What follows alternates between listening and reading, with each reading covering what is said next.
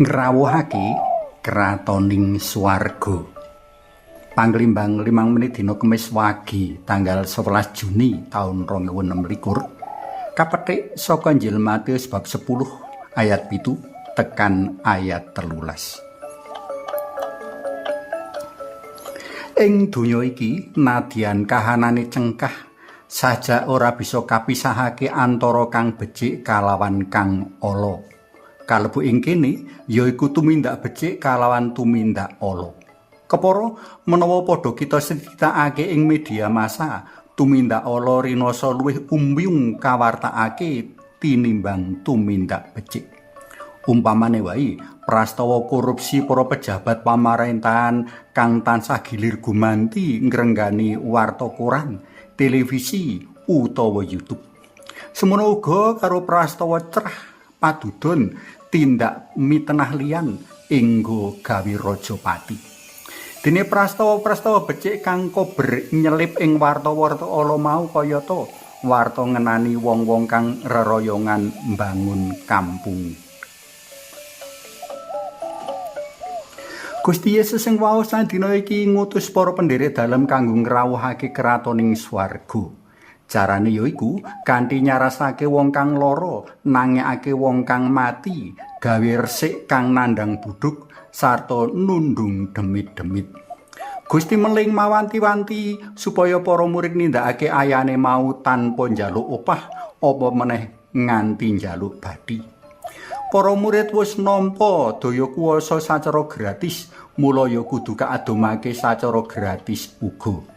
Kanthi ayana tulisan mau, Gusti Yesus kersa ngrangsek daya kuwasaning piyala kang maujud ana prastawa-prastawa kayata kapratelakake ing cecala.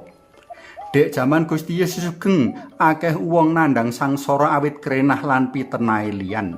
Akeh wong lara abot kang ora enggal waras jalaran kanggo dolanan dening wong-wong kang darbih kaluwihan mertamba kanthi bayaran tikel tekuk. Akeh wong miskin jalaran diperes dening para juru mubiya utawa dening wong-wong sugih kang padha meranakake dhuwit utawa dadi tuan tanah. Akeh wong miskin kang tansaya miskin marga kadadekake batur tukon. Akeh uga sing marga aboting panandhang lan sanggan banjur dadi owah pikire, ngengleng enggo kopong pikire saengga diangslupi para demit. Ing satengahing kahanan wong-wong kanthi kahanan kaya mengkono mau, para murid ingustus. Gusti Yesus piyambak ora ngutus para murid kanthi lawaran, ananging kaparingi daya kuwasa kanggo bisa mbingkas kahanan ala awit saka krenahe piyala mau. Kanthi daya kuwasa yang Roh Suci, para murid dinawuhan ngrawuhake kahanan becik, tentrem lan rahayu kaya kang ana ing kratoning swarga. Terus tresna pelem kinasih timbalan kanggo ngrawuhake kratoning swarga isi lumaku kanggo kita para pendherek dalem ing jaman saiki. Harak ing sakiwa tengen kita isih akeh wong-wong kang makarti ala saengga gawe rugi lan pitunane liyan to. Harak ing sakiwa tengen kita isih akeh wong-wong ngingu sifat drengki, jahil metakil kang gawe pitunane liyan to. Harak ing sakiwa tengen kita isih akeh wong kang ngujo sifat luduk kemaruk saengga padha korupsi lan ngentit bondo kang dudu hake to.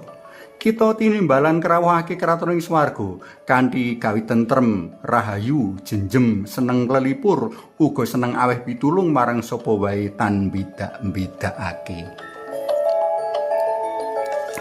Suwawi sami munjuk, Kunjung asma dalem yang Rama so yang Putra tuwin yang Roh Suci. Amin.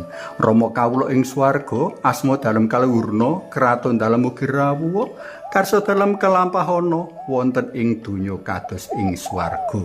Kawula nyuwun rejeki kangge sak menika, sakathing lepat nyuwun pangapunten dalem. Kados dene angin kawula ugi angapunten dhateng sesami. Kawula nyuwun tenebina saking panggoda, so linuwarna saking piyawon. Amin. Mugi linurna yang Rama yang Putra tuwin yang Roh Suci, kados sing mlebu sakmenika sarta saklami-laminipun. Amin. Kunjung asma dalem yang Rama, so yang Putra tuwin yang Roh Suci. Amin.